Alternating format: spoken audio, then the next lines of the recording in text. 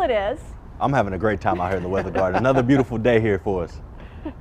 Jalen is our weather checker. He's not a meteorologist, but he just informs us of what it feels like in the weather garden at the top of the show. And how is it? It's beautiful, man. What you think? Have you not been out here all day? I mean, you just got here not too long ago. Right, it's nice. It's a great day, man. I can't wait to get out of here. I just want to know if it's improved. I don't know. I couldn't tell you. I've been locked inside all day, so I couldn't tell.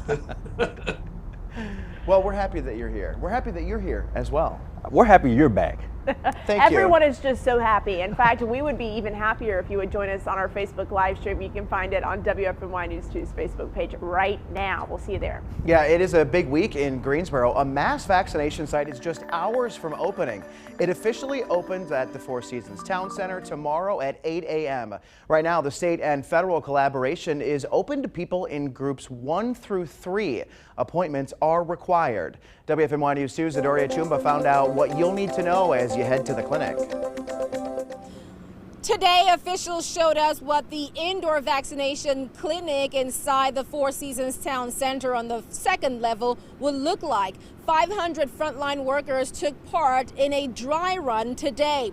Folks with appointments will have to check in and verify their appointment at the front desk inside the mall, or if you're driving through at the first set of tents outside.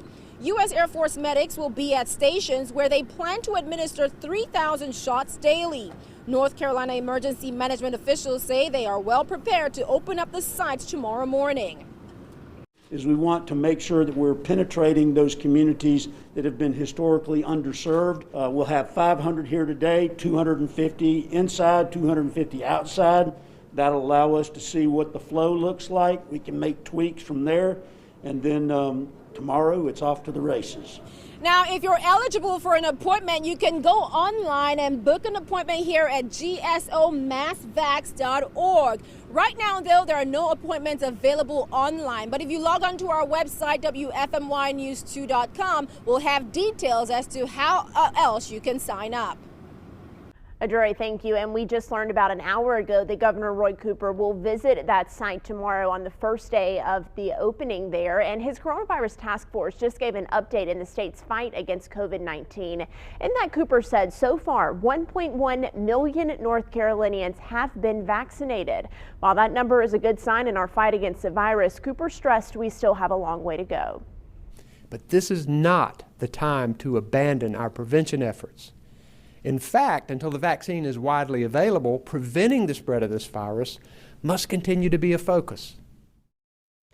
The update comes as our state's coronavirus numbers continue on a downward trend. Check out the daily number of new cases. The state says it learned of 997 new cases in the past 24 hours. This is significant because it's the first time this daily number has dipped below 1,000 in many months. You need to go all the way back to October 4th to find a number this low, all the way over in this area. Check out this metric over the past year. Today's number is incredibly low, considering at our peak, we were adding 10 to 11,000 cases every day. Wow, really putting that into perspective. Well, the U.S. House is expected to vote on President Joe Biden's $1.9 trillion coronavirus relief bill tomorrow morning. Republicans have unanimously opposed the bill every step of the way, saying it is too large and untargeted. Getting checks to almost 160 million Americans, money to reopen schools, money to vaccinate people. Since when is that a Democratic idea? It didn't have to be this way.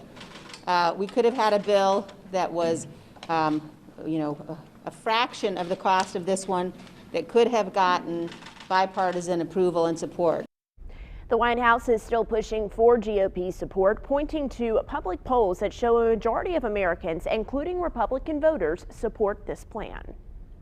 All right, time now to get to your 4 to 5 roundup. First up, another shot of hope. A new study published in the New England Journal of Medicine shows that Pfizer's COVID-19 vaccine neutralizes the Brazilian strain of the virus. Earlier studies have shown that Pfizer's vaccine is effective against the UK and South African strains of the virus as well. There were initial questions over whether approved vaccines would work with new strains of the virus. Vice President Kamala Harris says the Biden administration will give $250 million in grants to groups responding to COVID-19. The federal money is targeting places helping underserved or minority populations get vaccines and educating people on safety measures.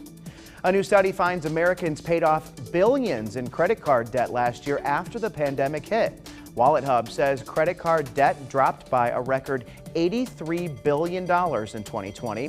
Federal relief, including stimulus checks and expanded unemployment benefits, gave some people a chance to catch up on past due payments. The Tokyo Olympics will happen this summer, but foreign spectators will not be allowed. Organizers worry visitors will carry COVID-19 into the country. Japan has registered fewer than 450,000 cases and just 8,000 COVID-related deaths among their population of 126 million.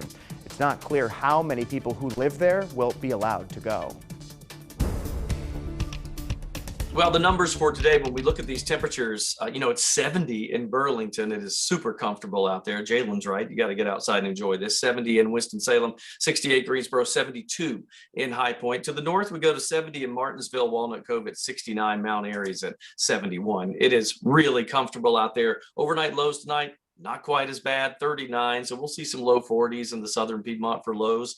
High temperatures tomorrow, though. Talk about a great day. Mostly sunny skies, 72, the perfect temperature for the human body, they say. So that's what we'll have tomorrow. Look at the satellite and radar combination. Yeah, we've got a little bit of a mix of clouds, but more clear skies than not, even when we go out to a wider shot here. And we'll go out to a really wide shot. You can see some of the cloud cover moving by, but, sunny to partly cloudy pretty much sums it up for today. I think the same thing tomorrow, a few clouds here or there. It's just we're into a comfortable situation here with that high pressure in control. And as that moves on to the east, if you're on the left side of that high, the winds will be coming in out of the southwest, and that means really comfortable weather for us. Long range forecast, the 7-day, low to mid 70s, sunny to partly cloudy through Friday. For Saturday and Sunday, we start to cool down a bit, 68 and 60, with some rain possibly coming in Sunday, Monday, Tuesday, but it's only a slight chance, only a 20 to 30% chance. And then you see those temperatures cooling down too. 57 on Monday, 62 on Tuesday. Our normal high is 58. So even those temperatures not too far off the mark. All right, so experts are saying that we've been talking about this lately, that you may see $3 per gallon at the gas pumps sometime soon. That may happen in the next several months. That has a lot of us thinking about ways to save money when it comes to gas. As a result, the sales of motorcycles and scooters, the high-end scooters, they're going up. I spoke with John Hill of Select Cycle in Greensboro to tell us what we can expect. Hey, John, thanks for hanging out with us today. So, yeah, these prices are getting pretty ridiculous, and it sounds like from a gas standpoint, you can't go wrong with scooters and motorcycles. What are we talking about here? What is the true economic difference? Well, how much money are you going to save with these things? Most of our scooters will get a range of 80 to 90 miles per gallon. So you're talking a third the fuel cost of the average car. And then if you go with the electric, which I have pictured here, this is plug into 110 volt. There's no gas, no fuel needed. Just electrical recharge in a quick period and go 80 miles. So you were telling me that how long do you have to plug this thing in to get a full charge, and how long did you say 80 miles, but how long of a charge is that? You get a partial charge and go a shorter distance, but the full 80-mile range, you need 6 hours of charge. That's amazing, because you're literally going to save about, 70% roughly if you do this. Now, what's the draw here? What are some of the latest cool models that you have? We have the Sean Wotherspoon edition, who's familiar with some of the famous shoe makes out there, and they've got some very colorful products. The graphics on them are very appealing, and high demand from all over. People want these limited editions that are short supply. So what are people saying to you now, John? I wonder if you're noticing that increase in popularity because of these gas issues. The gas issue is arising more and more every day as the pump prices go up. But even with COVID, Eric, we've had more requests for models than we can actually get supply for. So my concern is if fuel goes up like it did back in 2008, we couldn't get product anyway because of demand. So if we already have factories shutting down with COVID and rising fuel prices, the concern is product availability. So I guess the advice would be, if you're interested in doing this to save a little money, then you need to just come in and be willing to go with whatever's on the floor, because it may be a while, right?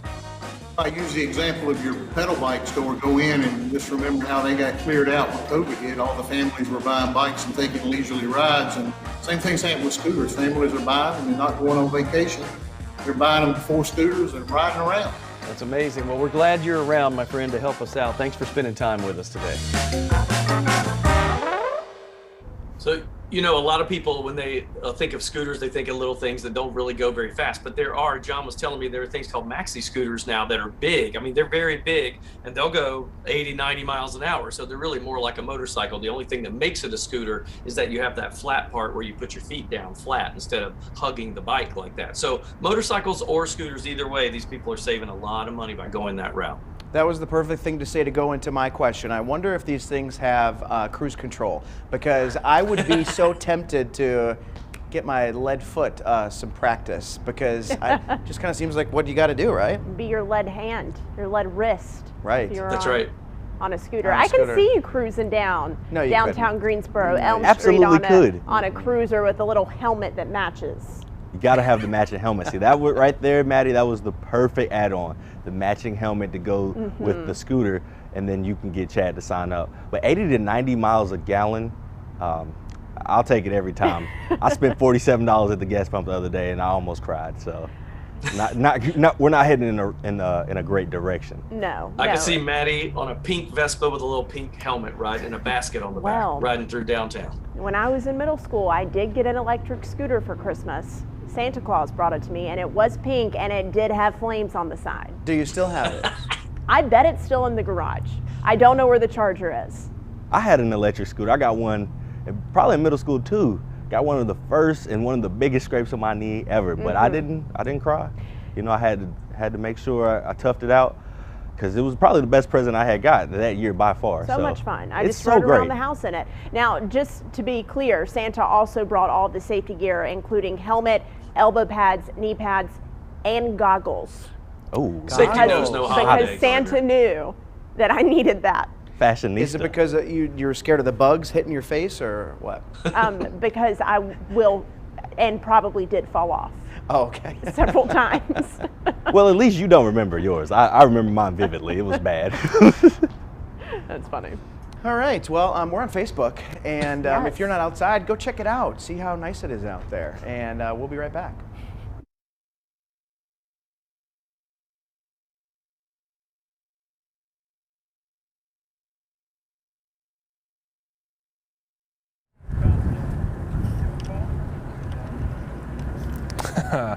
Mic check 1 2. Hello, hello.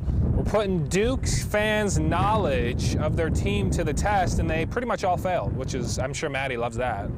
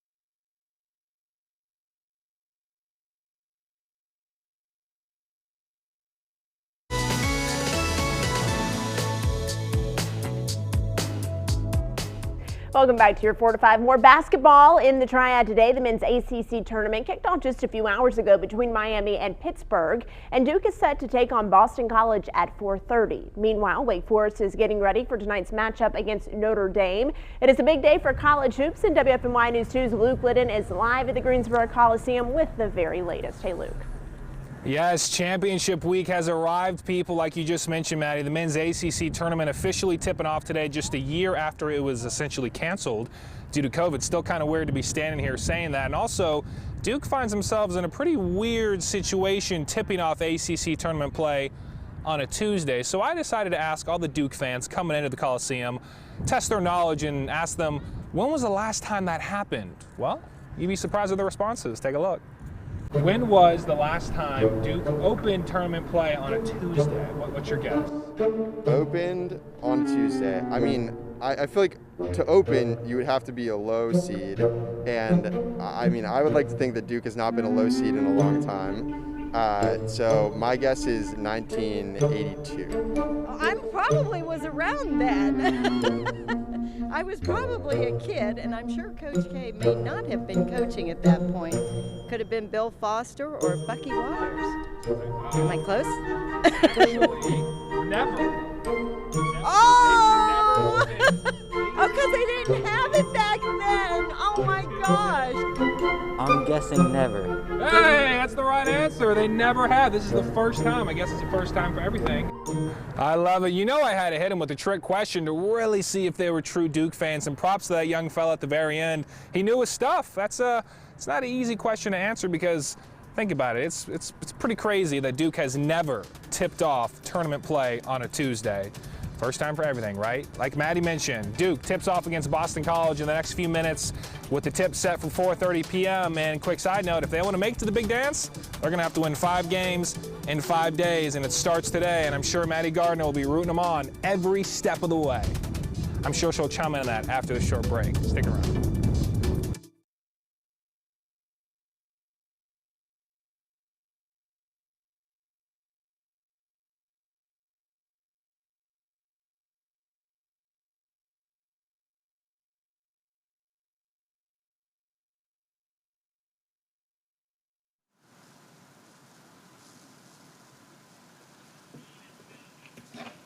All right, mic check 1 2, mic check 1 2, 4 to 5, mic check 1 2 3 4, mic check 1 2, mic check.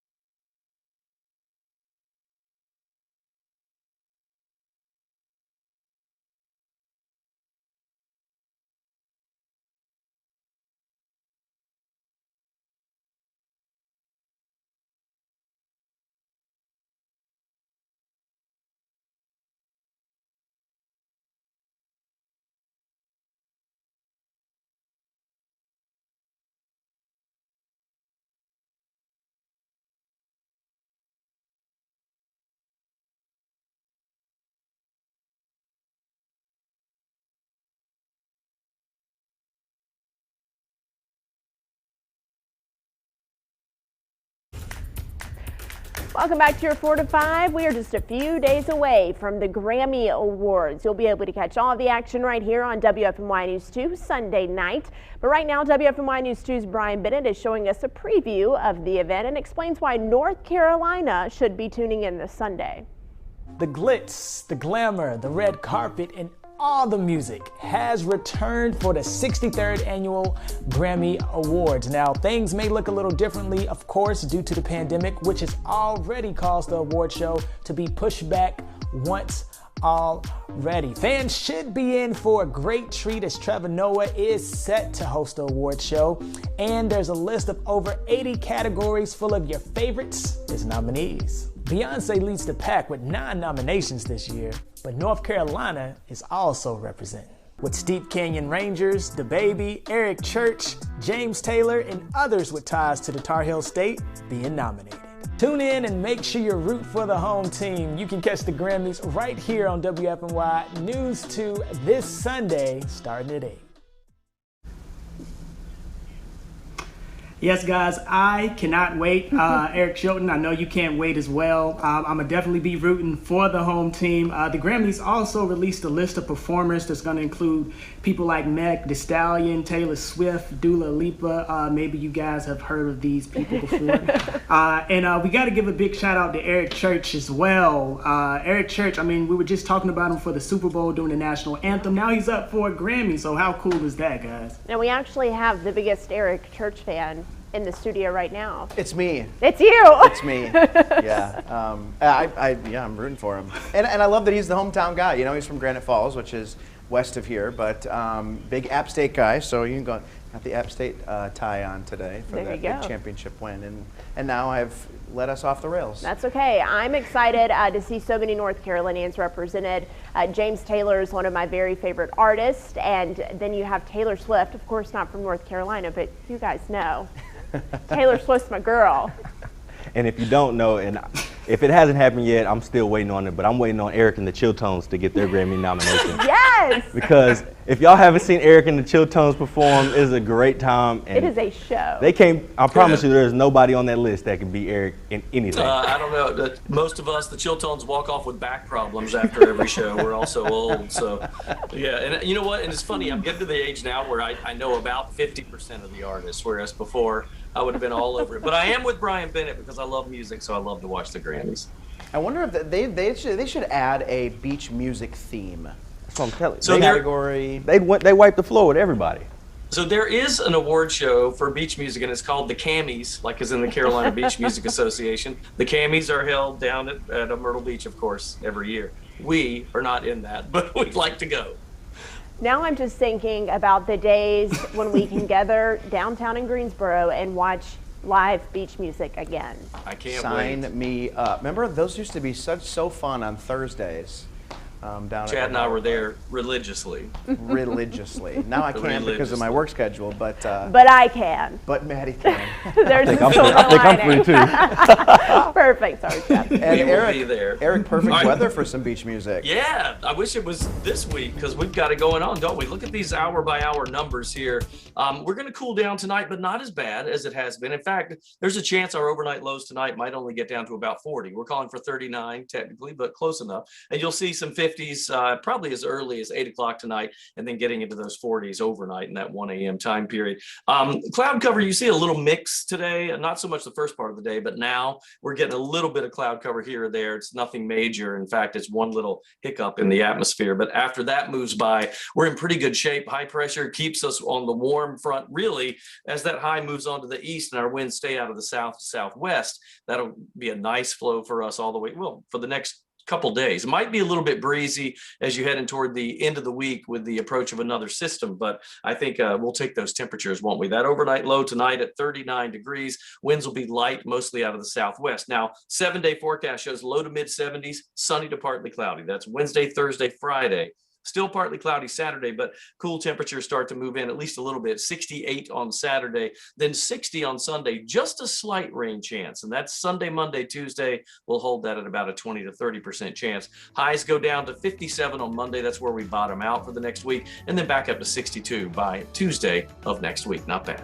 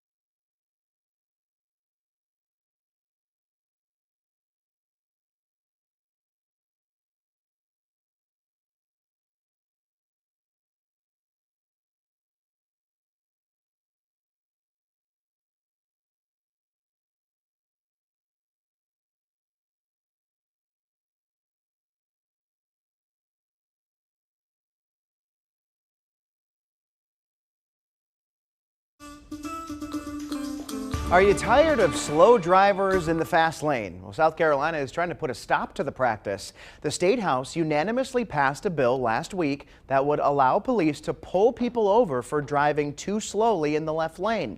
It would make it illegal for drivers to drive too slow for the speed limit or for conditions. If passed by the state Senate, violators could face a $200 fine or face 30 days in jail. That, it's kind of a slippery slope. Okay. Yep, because while I do appreciate when the slower drivers stay to the right, that's a hefty penalty for something that seems so innocent. Right. Is it the most annoying thing in the world? Absolutely. Like if you're going below the speed limit, first of all, and then second of all, if you're in the passing lane doing that really presses my buttons. Yeah. Trying not to get too excited. You're like getting white knuckles over But there. I'm with you. I don't know about that penalty. It seems pretty steep. Going to jail. Yes, 30 days in jail. It's a lot of time. Yeah. That's pretty big. I mean, that's pretty hefty right there, I have to say. Although I'm with Maddie, nothing drives me crazier than that. I'd rather see perma blinker with somebody that just keeps the blinker on Oh, forever. no. I can handle that Oh, before no, I can no. slow in the left lane. Gosh, when I was behind someone coming home this weekend who kept their hazard lights on the whole time, and they were flowing with traffic, and I could not understand why they had their hazard lights on, and so I try to get around them, and then here they come again, getting in front of me with their hazards on. It was driving me nuts. How you let them get in front of you? That's what I want to know. Because I was going the speed limit, Jalen. Okay, listen, we're talking about a story about speeders. So I'm sorry about that. But like you gotta Eric, stay in the right lane on a scooter. Exactly. But like Eric was saying, perma blinker is probably my biggest pet peeve while driving. It's unbelievable because it just leaves me in indecision. You're showing indecision. Everybody else is confused. It's a mess. I think one of my biggest pet peeves while driving is people who are on the interstate but don't use cruise control. So they're flying past you, and then all of a sudden you're passing them, and then they're flying past you, and then you're passing them again. And it makes me look like I'm not using my cruise control. I think they're flirting with you, Chad. Yeah, they were just like, is that Chad Silver from News 2? Oh, maybe not. Wait, is that Chad? That's well, what son I of a think gun. I'll keep that in mind next time. Next time, throw him a wink. Just wave. wave, man. There's that news guy. Wait a minute. There he goes. We'll be right back. Yes? We'll be right back. Yeah.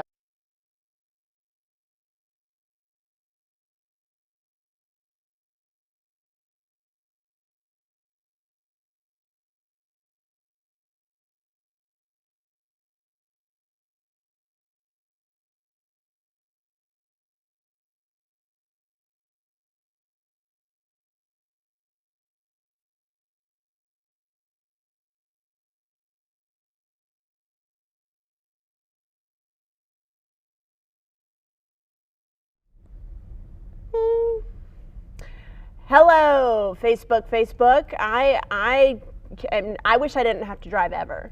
Like, I do not like to drive at all. Well, then why don't you hire a chauffeur? Because I'm not made of money. Oh. Chad, you can be my chauffeur. I don't really know. Hi, we're doing mic checks. You like when I say the states? I start with Hawaii, Idaho, Illinois, Indiana, Iowa, Kansas, Kentucky, Louisiana, Maine, Maryland, Massachusetts, Michigan.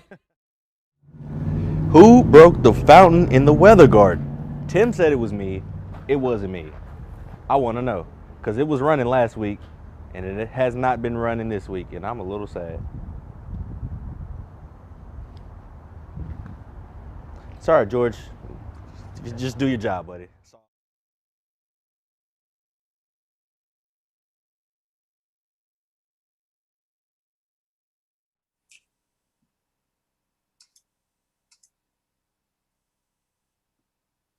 What is happening? Check 1 2 1 2 3 1 2 3 4.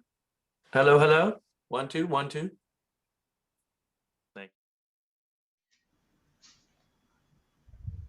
Hello, everyone. How does it sound? Ice cold milk and an Oreo cookie. They forever go together.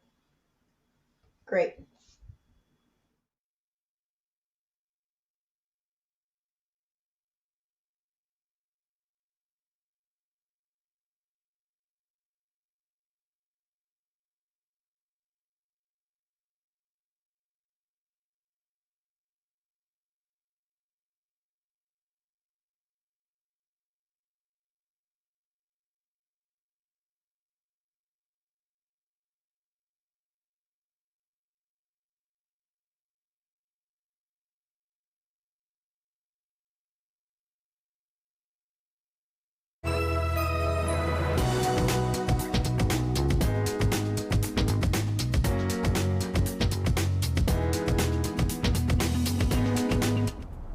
Hey, good afternoon. Welcome to your 4 to 5. I'm Eric Chilton alongside Maddie Gardner, Chad Silver, and Jalen Gilkey.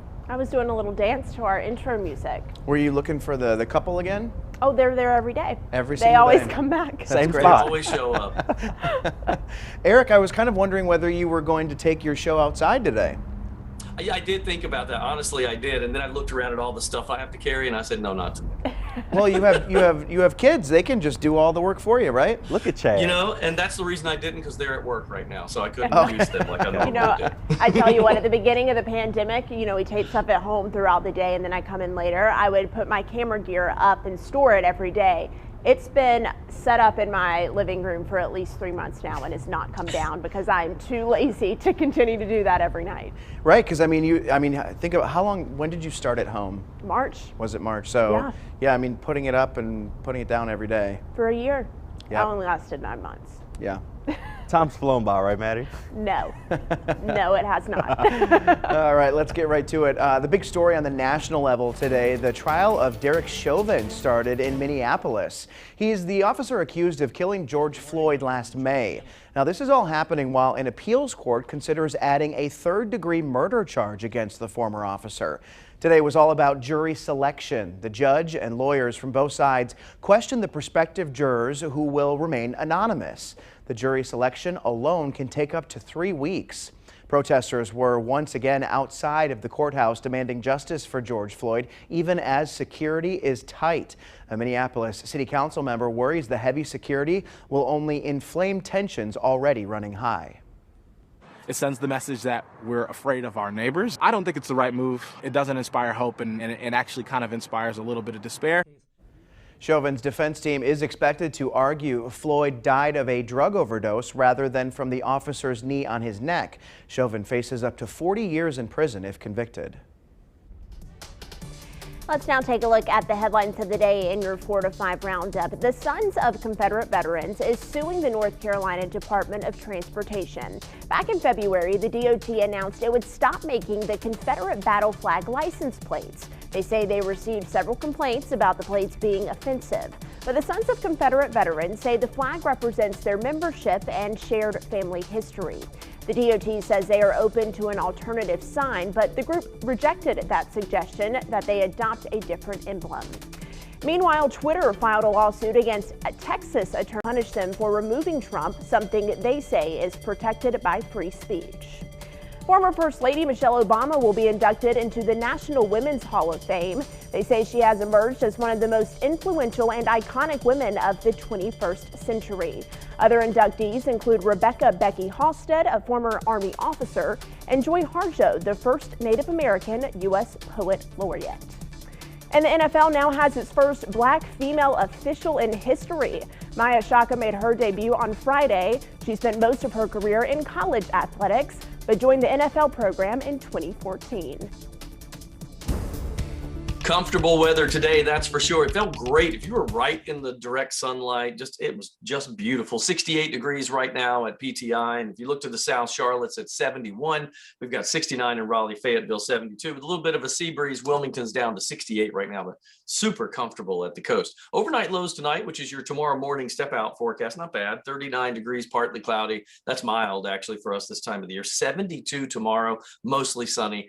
That is perfect for this time of the year. And by the way, way above our normal, which is usually in the upper 50s, close to 60. So we're 10 plus degrees above normal for your Wednesday. Now, satellite and radar combo, you do see a few clouds, kind of a mixed bag out there for tonight, but still more clear skies than not. Same story tomorrow. We might get a little bit breezy. We think that could be the case tomorrow during the day, especially on Thursday. So maybe it'll start to pick up a little bit by Wednesday evening. But when you look at this, sunny tomorrow, 72, low 70s, partly cloudy Thursday. Friday, we're at 74 degrees. That is awesome. 68 on Saturday, partly cloudy. A little rain, but it's a very slight chance. That'll be Sunday, Monday, Tuesday. Coolest day, Monday at 57. By Tuesday, we bounce back to the low 60s.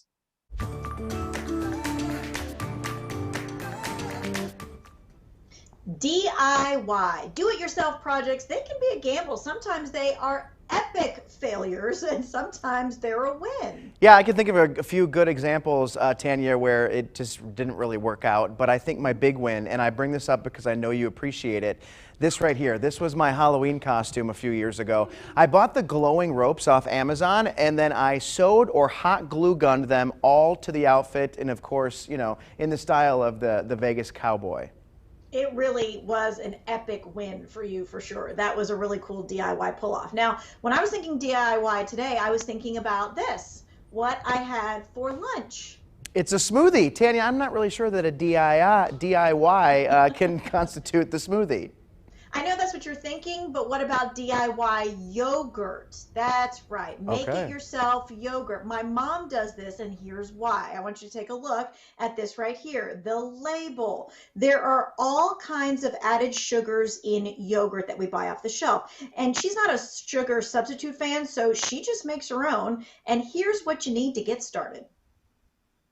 You can buy freeze-dried yogurt cultures online or at health food stores, but if you have a favorite brand of plain yogurt already, just save a few tablespoons of it and use that as a starter for your homemade yogurt. You can use any type of pasteurized dairy milk you'd like, but avoid those labeled ultra pasteurized because your yogurt won't thicken up properly.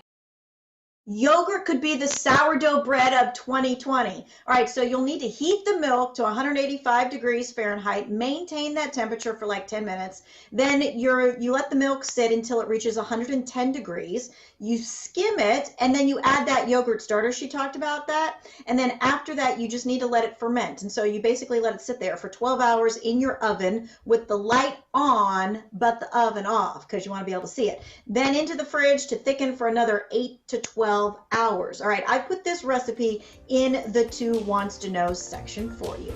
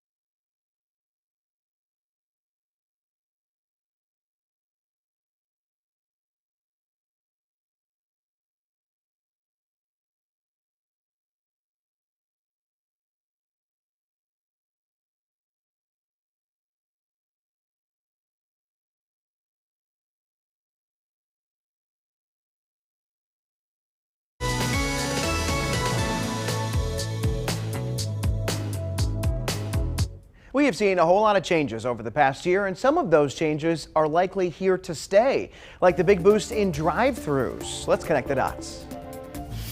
Drive-thrus have been booming during the pandemic, and restaurants are betting that will continue.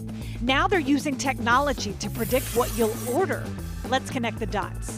When the pandemic hit and restaurants faced restrictions, more places started upping their drive-thru game. That means Starbucks had workers walking car lines taking orders. Chipotle created Chipotlanes, where customers can grab pre-ordered food. And even Applebee's is testing its first drive-thru. Several big names are trying to improve the drive-thru experience with technology. For many, that means encouraging customers to order through apps to speed up the process and improve accuracy. Other restaurants have loyalty programs through their apps that reward customers with points for free food. And fast food giants like McDonald's and Burger King are turning to artificial intelligence to predict what you'll order. That means everything from suggesting iced coffee on a hot day to using Bluetooth technology to ID loyalty program members and ask if you want the same thing you ordered the last time. It's an improvement over screaming into a static-built speaker in the drive-thru lane. Technology is taking over. I mean, we are truly living in the future. I'm pretty sure this was a plot of an animated Disney movie, WALL-E, where eventually all the humans were just on conveyor belts and being served whatever the artificial intelligence thought they needed. Like, that's where we are, right? I'm gonna be honest. Oh, wow. I'm not too opposed to having more curbside. You know, drive-thrus, maybe, maybe not. But this influx in curbside has been lovely. I just bring it out to me so I can go ahead and have it ordered already, and I get to go home and enjoy my meal. I do like that. My question is, do you tip the person who brings your order out? Because when I do curbside, I always tip the person who runs it out. Oh, there we go. I'm sorry. You're fine. So that does make my bill go up a little bit more. Sure, and tipping is always such a strange etiquette when it comes to curbside service. I know when I worked at Chili's back in college, a lot of people would tip, but a lot of people wouldn't, because I think that there's a misconception over when you should be tipping and when you shouldn't. And curbside service is one of those where it's kind of in this gray area, in my opinion. Maybe we need a Chad's 2 cents on tipping etiquette. Ooh, you know, I was looking for something to do for 2 cents on Thursday. You're welcome. There you go. Now you got it. I don't think that it's going away. I mean, the way that, and I'll tell you who has it down pat. Who in the fast food industry always has customer service down pat? Chick-fil-A, exactly. They have it down to a science, and I actually think that all of this is going to stick around even after pandemic relaxes, because everybody likes it. You get food so fast. Yeah, but the lines are always so long. They are long. I will say, I've been to McDonald's quite a few times this past week because I'm on a Diet Coke kick, and we know McDonald's has the best Diet Coke, and their double drive-through speaker thing is a game changer too. Absolutely. But we're being told we have to go to break, so. That's okay. We'll be back. We're going to go get her a Diet Coke. Enough time to go. Seriously. Stay with us.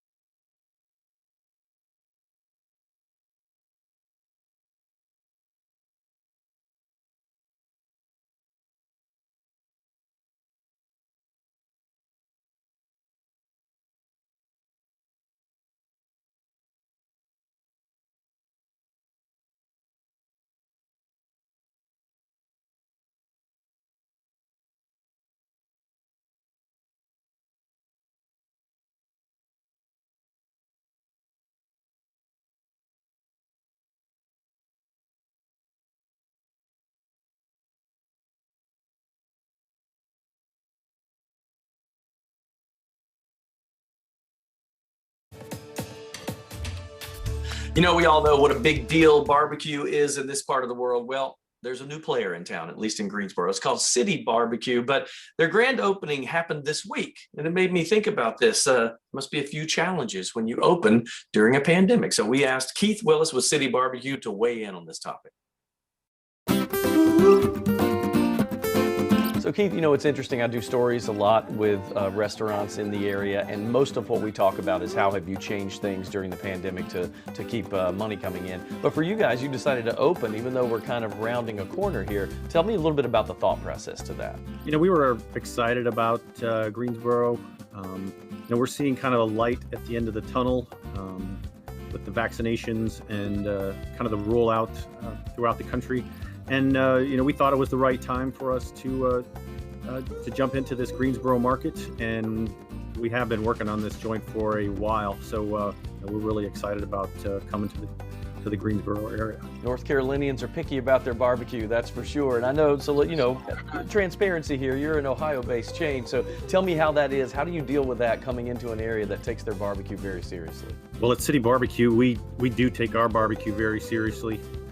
We do adhere to all the traditional recipes, especially in the Carolinas.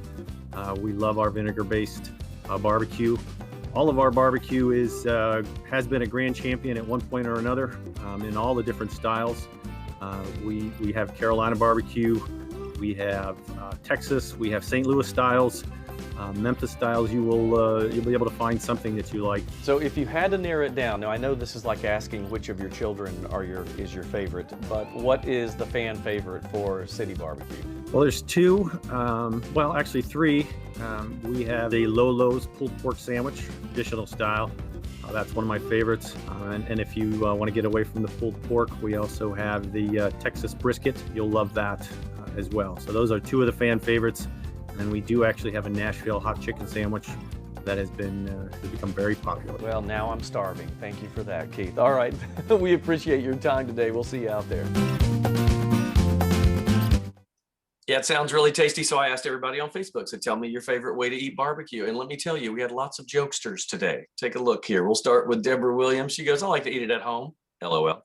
Eric Gray said Speedies. I'm pretty sure that's Burlington. So somebody correct me on the Facebook page if I'm not right. Deborah Reynolds said cooked, which means she likes it, period. Doesn't matter how, she just likes it.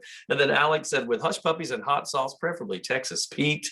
I would vote for all of those, actually. I am a huge barbecue fan, but I like barbecue from all different states too. I'm not just married to the vinegar-based sauce in North Carolina. I like it all. I will agree with you there. I am not married to the vinegar North Carolina sauce. It is my favorite, but I do like Kansas City barbecue, and also Memphis barbecue sauce is really good. So I love that you ask him though how he feels about coming to North Carolina right next to the barbecue capital of Lexington and opening up a barbecue joint. Right. And he was a little hesitant, but then he said we do it right, basically. Is what yeah, he was I'm saying. excited to try it. I drive by there every day. I just got a text that said Speedies is in Davidson County. Okay, now I know. Ooh, okay. I got to add one to your little joke here. My favorite way to eat barbecue is with my mouth. So with weird. a fork. With a fork, So yeah. odd. I'm Western Carolina all the way. Yeah, I definitely agree with Deborah. She says as long as it's cooked, I'm good, right? But you know, y'all know I'm from St. Louis, so I'm a little partial. I'm a barbecue connoisseur. Anywhere and everywhere, I've tried it pretty much all. I gotta get the Korean barbecue. Can I still. just say something that I'm gonna get flack for? And I already know my sister lives in Texas, and they have tried to get me to eat the Texas brisket barbecue a couple of times. It's not for me. It's not for me. I know. I don't know what it is, but I'd rather have pulled pork than brisket. I mean, everyone is entitled to their own opinion unless it's a bad one, right? And are you saying this is a bad one? I'm not going to might fall in that on category. This. I'm not going to weigh in on this. I don't know. Brisket's killer. You know, it's just like this is what I grew up on. Pulled pork barbecue. So right. That's what I'm used to. You're allowed to your own opinion. Still love you, Texas. Shall we move along to weather? Yes, We please. Sure. Yes. I think we're getting riled. 68 degrees right now in Greensboro. By the way, I stand correct. I feel like such a fool. I mean, I've been to Speedies in Lexington 8 million times. Don't ask me why my brain thought Burlington. 68 in Raleigh, 71 in Charlotte. And I'll tell you, it's going to be a really comfortable night. 39 for the overnight low, 72 tomorrow. just really comfortable. Hold in the low to mid 70s rest of the work week. Sunny to partly cloudy. Little rain comes in possibly by Sunday, Monday, Tuesday, but those chances are small. 20 to 30% chance, not bad. Coolest high temperature is 57 on Monday, and that's actually close to normal. And we're back up to 62 by Tuesday. Look for overnight lows primarily after tonight's. We're in the 40s and 50s for overnight lows for much of the work week.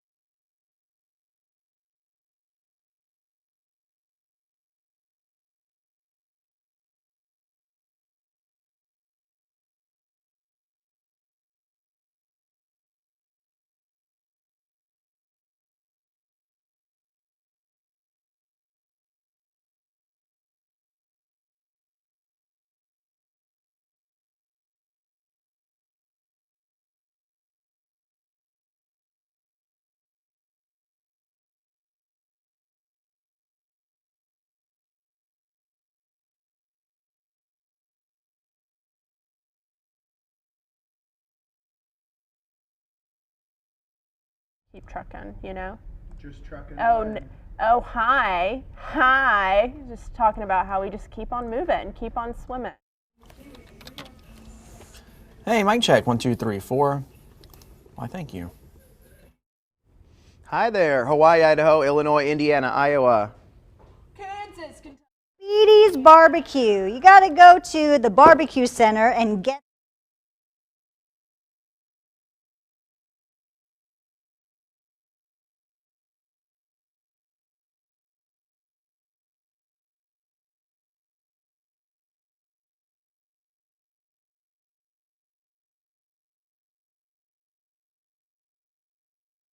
I really don't like it. Yeah. Hold on one sec.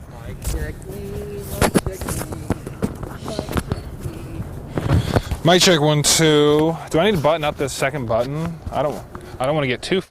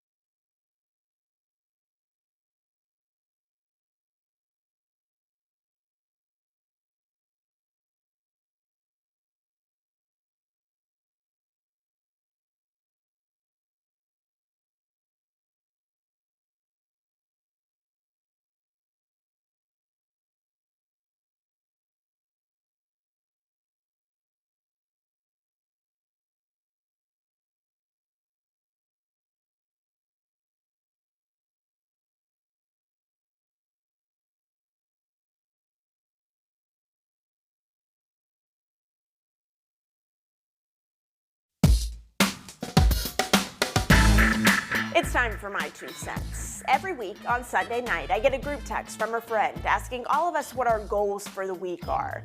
And I have to be honest, at first it was really hard for me to decide what my goals would be. I would try to think of these big, lofty goals, and it all seemed very overwhelming. The pressure to have a good or a worthy goal made it nearly impossible. It wasn't until I realized that goals don't have to be insanely hard or big in order for them to be goals, and I actually enjoyed making them. At first, my goals were not focused. They were unreasonable. Now, they're still my goals. They're just not the ones that are going to happen in the next 7 days. Now, I pare them down into manageable milestones that are still good, but don't leave me feeling defeated when Sunday night rolls around. So this week, I have 5 goals. Complete 7 workouts, spend less than $15 a day, read my new book instead of watching TV twice this week, focus on gratitude, and cook all of my meals at home at least 3 times. So when the next week rolls around, my same friend texts a group and asks, how do we do, what are our new goals for this week, and how we can support each other. It's amazing accountability, but it's also an opportunity to grow in a practical way. We shouldn't be afraid of our big goals, goals that can change our lives and even the world. But trying to take on those every single week is impossible, even for a group of 6 determined women. Bear down and don't be afraid to tackle the smaller goals on the way. That's my 2 cents. That's your 4 to 5. WFMY News 2 at 5 starts now.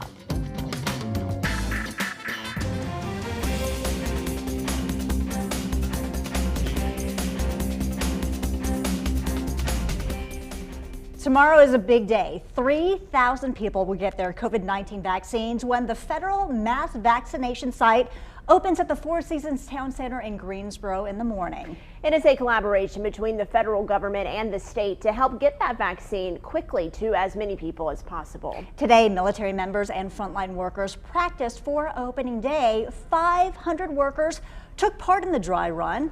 Here's how it will work starting tomorrow. People with appointments will have to check in and verify their appointment at the front desk inside the mall, or if you're doing the drive-thru outside, at the first set of tents outdoors. U.S. Air Force medics will be at stations where they plan to administer 3,000 shots every day. North Carolina emergency management officials say they are well prepared for the site to open tomorrow morning. Is we want to make sure that we're penetrating those communities that have been historically underserved. We'll have 500 here today, 250 inside, 250 outside. That'll allow us to see what the flow looks like. We can make tweaks from there, and then tomorrow it's off to the races. The goal is to give nearly 170,000 shots over the next 2 months. Now, the phone number you need to call to schedule your appointment is 888-675-4567. It is also on your screen. For a link to schedule an appointment online and other details about this clinic, visit our website. Governor Roy Cooper plans to visit the FEMA site in Greensboro tomorrow. He says 1.1 million adults have been vaccinated in North Carolina so far. To put that into perspective, there are about 8 million people eligible to get vaccinated in our state right now. As more vaccines roll out and people get their shots, Governor Cooper says now is not the time to let our guards down. But this is not the time to abandon our prevention efforts. In fact, until the vaccine is widely available, preventing the spread of this virus must continue to be a focus. Now, we have been focusing a lot of our attention on the clinic at Four Seasons Town Center in Greensboro, but there are other ways and places you can still secure your spot for the shot. WFMY News 2's Jess Winter shows us. Not too long ago, securing a vaccine appointment felt impossible to some, but things are getting better with more sites, more slots, and more shots in the triad. When I first got my mom an appointment beginning of last month, it was really hard. I had to search for days to find an appointment for her. And now for him, I was able to find it on the first day that I went and looked for one. Making a COVID-19 vaccine appointment is easier than it's ever been, but Laura Diaz in Randolph County says it's still not a breeze. I wouldn't say it's extremely easy, but it is easier. Case in point, the Guilford County Health Department appointment phone line opened at 8 a.m. Tuesday and still had slots available hours later. Usually they fill up within 15 minutes. We know we're covered and now we can go and visit our grandchildren. Folks like Ellen Gustafson are getting the vaccine in Winston-Salem. The Winston-Salem Fairgrounds will be the site of a mass vaccination event March 12th through the 14th. Appointments are all booked. This is the first large event where we're going to do over 8,000 doses over the course of 2.5 days. We're going to be giving Johnson & Johnson vaccine only, so 1 dose. While you're there, you'll hear some soothing sounds from the Winston-Salem Symphony. Jess Winters, WFMY News 2. Our state's coronavirus numbers are continuing on a downward trend. Check out the daily number of new cases. The state says it learned of just 997 new cases in the past 24 hours. This is significant because it's the first time in months this daily number has dipped below 1,000. You need to go all the way back to October 4th, way over here, to find a number this low. Now check out this metric over the past year. Today's number is incredibly low considering at our peak we were adding 10 to 11,000 cases every day. The House is expected to vote tomorrow on the $1.9 trillion American Rescue Plan. This bill includes those $1,400 stimulus checks for many Americans. It also includes a child tax credit of up to $3,600 per child, as well as $34 billion of expansion in Obamacare subsidies. It's a remarkable, historic, transformative piece of legislation which goes a very long way to crushing the virus. House Democrats say they are confident they have the votes for the final passage of the bill. So far, not a single Republican has voted in favor of the measure as the bill worked its way through Congress. If this is passed, the White House says millions of Americans could start getting those direct stimulus payments by the end of this month. Wake Forest Baptist Health eases its visitation policy. 2 healthy visitors may now stay with hospitalized adult patients as long as they wish between 6 a.m. and 8 p.m. Previously, it was just 1 visitor. Overnight stays are still not permitted. Only 1 healthy visitor may accompany adult patients in the emergency department. As for Cone Health, visitor restrictions have not changed. Visitors are not allowed to accompany patients into the emergency room. There are exceptions for children and those with special needs. ER staff will give updates about patients to their loved ones as they wait in their cars. Greensboro police are now investigating a death on Market Street. Several lanes of the road between Shaw and Winston Streets were closed this morning because of what was initially called a traffic investigation. Police say that there is no evidence that this death was from a car accident, but there are no signs of foul play. In Rockingham County, deputies are looking for a man who they say is armed and dangerous. Michael Murphy is wanted on a number of felony arrest warrants, including one where he allegedly shot at 2 deputies during a chase. He is